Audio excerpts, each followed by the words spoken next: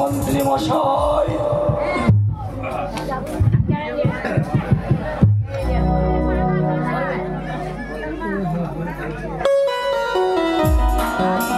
বলুন মহারাজ।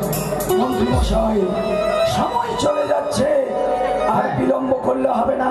আজ আমাদের লক্ষিন্দরের শুভ পরিণাম। আমার লক্ষিন্দরকে বর বেশে সাজিয়ে দাও, তাকে বর বেশে সুসজ্জিত করে দিয়ে বিদায়ের শুধু লক্ষিন্দরকে নয় মহারাজ, আমাদের যত প্রজা যাবে হ্যাঁ সকলকে লক্ষিন্দরের এক রূপ করে নিয়ে আমরা যাব, কারণ লক্ষিন্দরকে যেন চিনতে না পারে। বেশ তাই হবে মহারাজ। লক্ষিন্দর,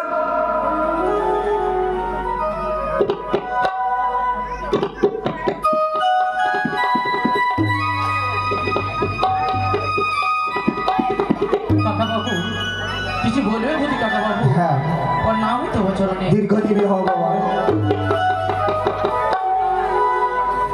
বাবা গো, ওর নামই তো চরণে। চির সুখী হও। মন্ত্রী মশাই, বলুন। এই যে পোশাক, ধুতি, মুকুট, মালা, এগুলো সুন্দরভাবে আমার লক্ষিন্দরকে পরিয়ে দাও।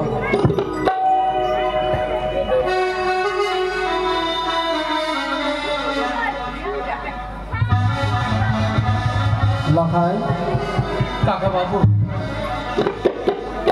কিছু বলবে বুঝি? হ্যাঁ, এই নাও,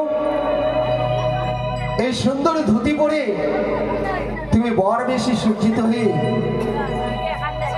তোমাকে সাজিয়ে দিয়ে আমরা উজানি নগরে নিয়ে যাব তোমাকে বিবাহের জন্য। আজ দিন তোমার শুভ পরিণয়, তাই এই ধুতিখানা তোমাকে পরিধান করতে হবে। এই ধুতি পরিধান করে চলো আমরা সবাই মিলে যাই। ওগো বাবা, বলো এই লক্ষিন্দর। ধুতিখানা আমি পরিধান করি, তাহলে আমার বর বেশ সুন্দর মানাবে। হ্যাঁ, দাও, তুলে দাও, আমার হস্তে তুলে দাও। বাবা। এই না, বাবা, আমি তো পরিধান করতে পারবো না বাবা, পরিধান করতে পারবো না। কেন লক্ষিন্দর? বলি সুন্দর ধুতি না পরায় মরে, কেন? বলি পিতা সদা তোর গো।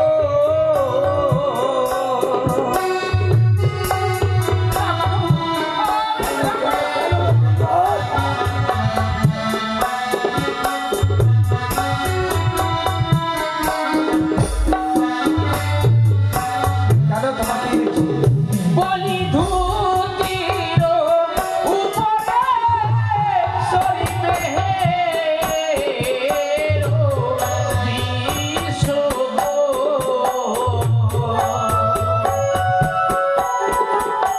আমার তোমারে লিয়া যাবে। বাবা, আমি যে ধুতিটা পরিধান করতে পারবো না। না লক্ষিন্দর, এ তোমার ভুল ধারণা। না বাবা, না। ভয়ের কোনো কারণ নেই। আমরা এখানে আছি, কোনো ভয় নেই। না বাবা, না।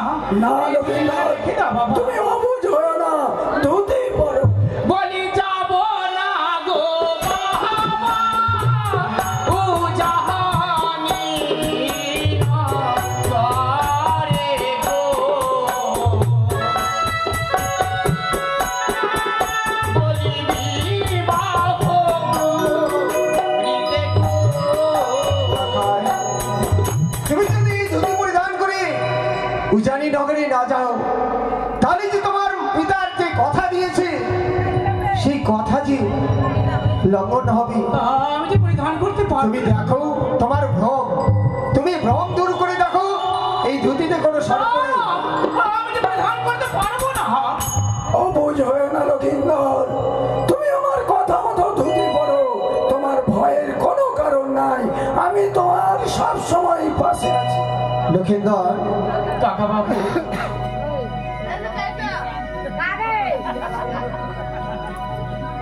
এই মুকুটখানা পরিধান করো বাবা। কাকা বাবু, আজ ধুতিখানা পরাতে গিয়ে আমি বাধা দিয়েছি, জামাখানি পরাতে গিয়ে আমি বাধা দিয়েছি। এই মাথায় টুকুর যদি আমি পরিধান করি সুন্দর মানাবে। বলি সুন্দর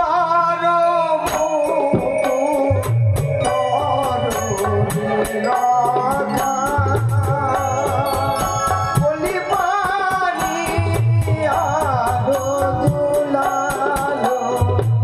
বাবা হ্যাঁ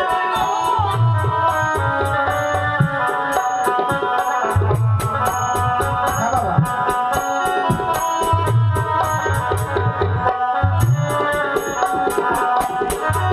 বলি মুকুট পরে ওরে লাখান, বলি যাবে বিবাহ করিতে। বাবা লক্ষিন্দর, আজ এই টুকুর খাঁটি আমি পরিধান করি আমার সুন্দর মানাবে। হ্যাঁ যাও নিজে হস্তে আমি পরিয়ে দিচ্ছি না।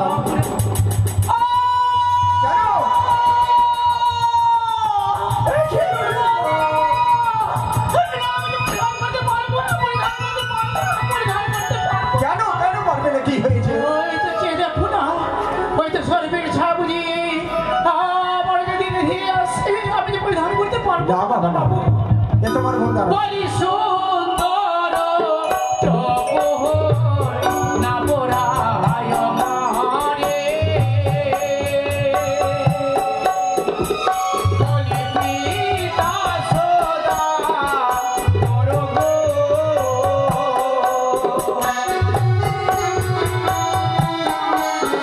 দেখো সর্বনী,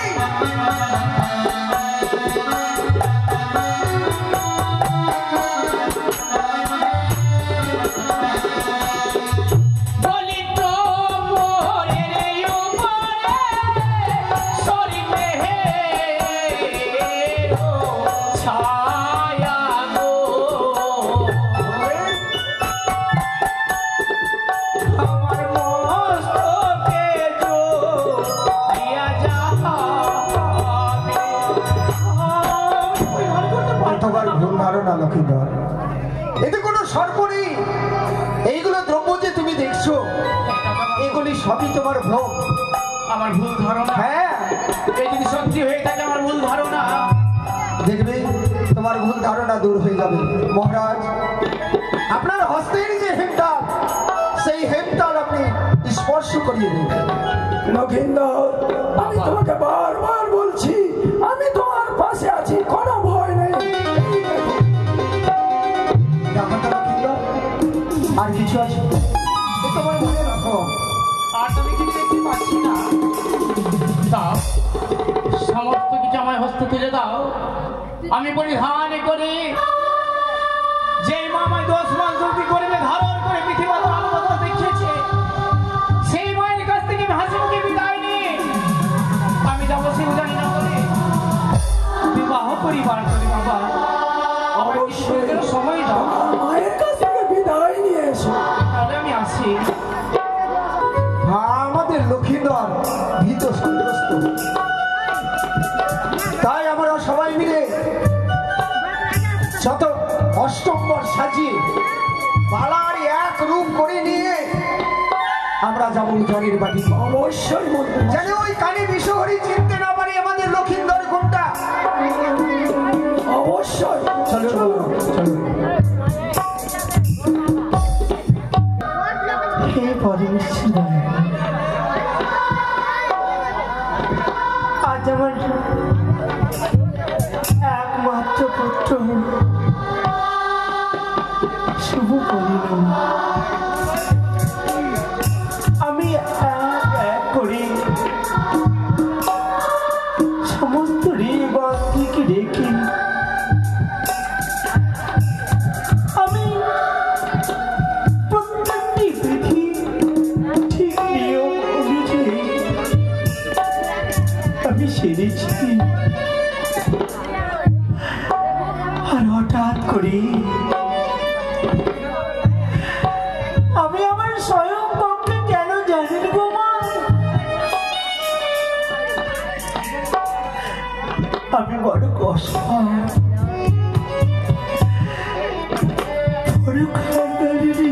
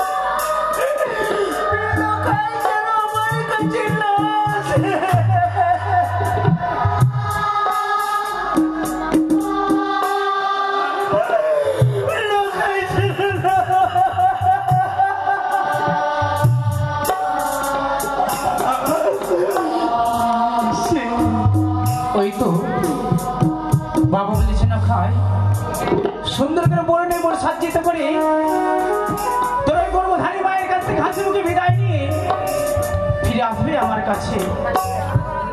না জানি আমার গর্ভধারী মা কোথায়। আমি যাবো সেই মায়ের কাছে যে মা আমার 10 মাস 10 দিন গর্ভে ধারণ করে পৃথিবীর আলো বাতাস দেখিয়েছে। সেই মায়ের যদি চরণ ধরে মস্ত থেকে না নিই তাহলে আমার যাওয়ার পথ পিছল হয়ে যাবে। যাবো সে মায়ের কাছে বিদায় দিতে। মা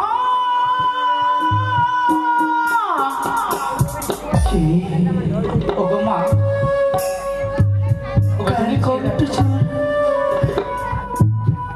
সে দেখো মা চেয়ে দেখো আজ বাবা কত সুন্দর করে বর্ণে বোর সাজ্জিত করেছে। আর কি বলেছি জানো মা বলে চলে না জাতি ওই গর্ভধারী মায়ের কাছ থেকে বিদায় নিয়ে আমার সঙ্গে যাবে তুই জানি না বলে বিবাহ করি বলে মা আমার হাসপাতালে বিদায় করে চলে যাবো সেও জানি না বলে বিদায়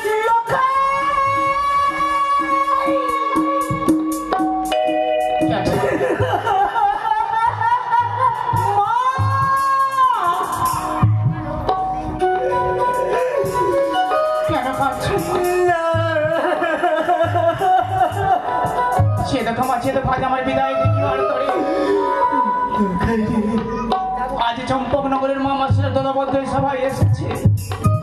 আমায় হাসি মুখে বিদায় করে জননী আমায় বিদায় করো মা। আমি বিদায় দিতে পারবো না।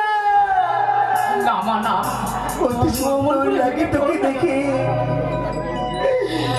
যেন বৈকুণ্ঠী নারায়ণ আমি দর্শন করছি।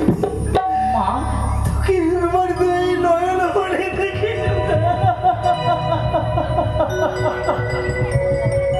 আমায় বিদায় করে জননী বিদায় করো মা। বিদায় দিও ও মা জননী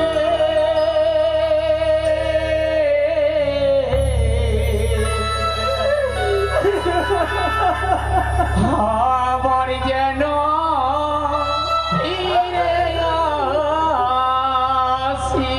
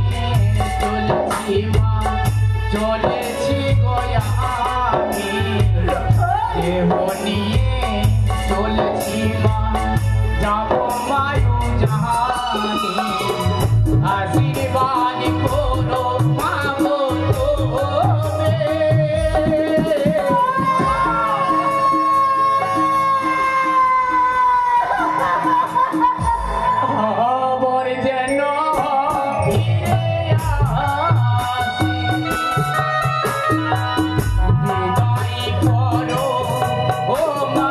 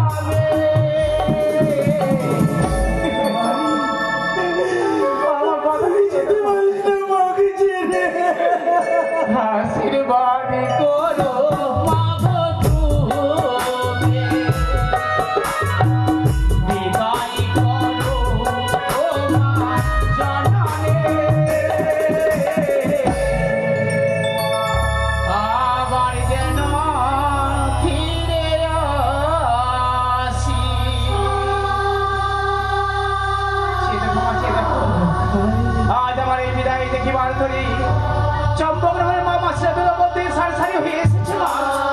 আমার বাধা দিও না মা, আমার বিদায় করো মা। মা সত্যি সত্যি তুই মাকে ছেড়ে চলে যাবে? মা তুমি কি জানো না মা, জানো না রাম লক্ষ্মণ ওই পৃথিবীভক্ত পরিবারে 14 বছর চলে গেছে কোনো বাসে। আমি কেন যেতে পারবো না সেই জানি না বলে মা। আমি কখনো কোনোদিন তোকে চোখে দেখিনি,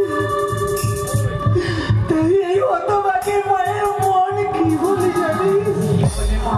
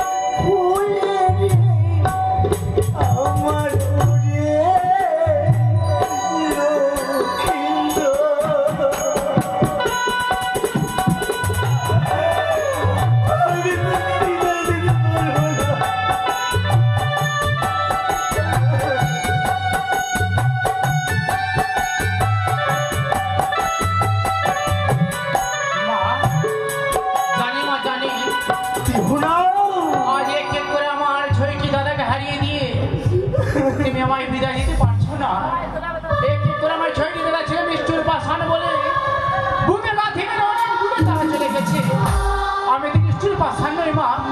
যদি আমি উজানি নগর যদি না যাই বিবাহ পরিবার করে এক নারী হয়ে পারবে সেই নারী দুই নয়ন দেখতে, সে হবে সে লগ্ন ভ্রষ্ট নারী হয়ে আমায় হাসি মুখে বিদায় করো মা। কথা দিলাম নিশিপুর ভাত হলে ওপরানের ডালানে প্রথম আজ অপেক্ষা করে থাকবে। তুমি আমায় বিদায় করো, আমি অবশ্যই কথা দিলাম মা সঙ্গে আপনার বৌমাকে অবশ্যই নিয়ে আসবো মা। লক্ষাই রে মা হ্যাঁ তুই গৃহ মানে সত্য, হ্যাঁ কিন্তু আমি যে তোকে আমি 10 মাস 10 দিন এই গর্ভে ধারণ করে রেখেছি। কোনোদিনে যদি কোনো সময় চলে আমি তোকে ছেড়ে রাখিনি।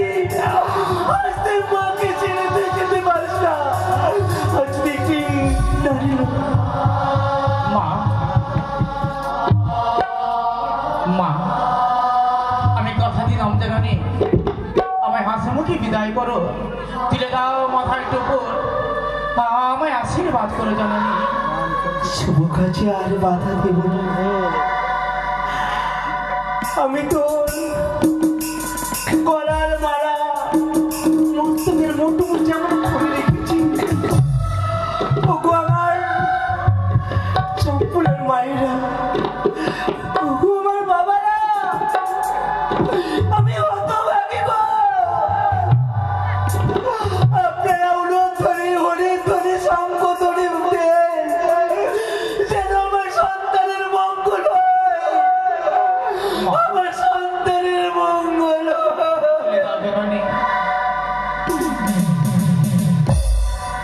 চলে যায় বা চলে যায় জিনিসের জন্য তুমি এই চম্পকনগরে থেকো, আমি আসি মা। যাই মা,